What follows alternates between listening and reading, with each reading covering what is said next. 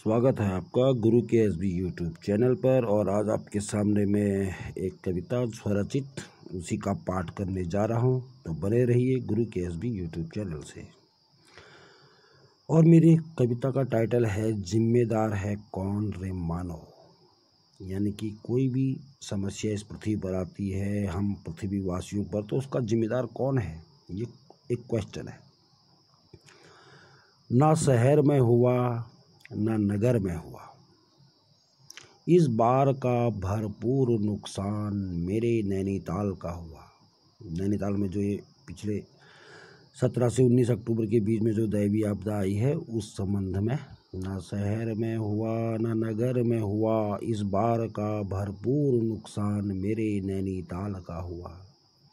कहीं मलबा कहीं टूट, कहीं बस्ती की बस्ती गई छूट। कई जगहों पर तो बस्ती की बस्ती हमसे छूट गई, जिनको हम अब नहीं देख पाएंगे। कहीं सामान, कहीं चौपाए, कहीं दो पाए गए समा। बहुत नुकसान हुआ सामान का भी, जानवरों का और मानव जाति का। कहीं खेत, कहीं खलिहान हो गए एकदम फना। और बहुत जगहों पर तो खेतों का और खलिहान जो फसल थी उनका कोई नामो निशान ही नहीं रह गया। किसको दूं अब मैं दोष, अब मैं दोष किसको दूं कि किसकी गलती है। कौन है यहाँ एकदम निर्दोष, यहाँ कौन है फिर ऐसा जो एकदम निर्दोष है। कारण क्या है। लालच जब जब बढ़ जाता है, जब जब मनुष्य के मन में लालच बढ़ जाता है, धर्म कर्म सिर्फ ढकोसला रह जाता है। तो धर्म कर्म करता है लेकिन खाली ढकोसला दिखाने के लिए। तब तब भोला लीला दिखलाता है, तब तब महादेव अपनी लीला दिखाते हैं। मैं देख रहा हूँ तुझे रे मानव, और वो सावधान करते हैं कि हे मनुष्य मैं तुझे देख रहा हूँ। सावधान कर जाता है, और वो सावधान कर जाता है इस प्रकार की लीलाओं द्वारा। अब भी है वक्त संभल जा रे तू, अभी भी समय है। चेतावनी दे जाते हैं कि अभी भी समय है और संभल जाओ। हर बार हमें समझाता है, और वो एक बार नहीं हर बार हमें समझाता है।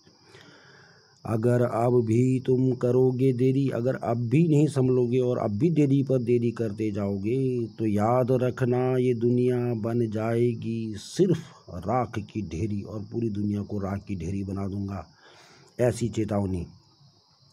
फिर तू करते रहना ये तेरी ये मेरी। अक्सर हम लोग तेरा मेरा में ही लड़ते रहते हैं, तो इसी चीज़ को संबोधित किया गया है इसमें। फिर से देख लीजिए।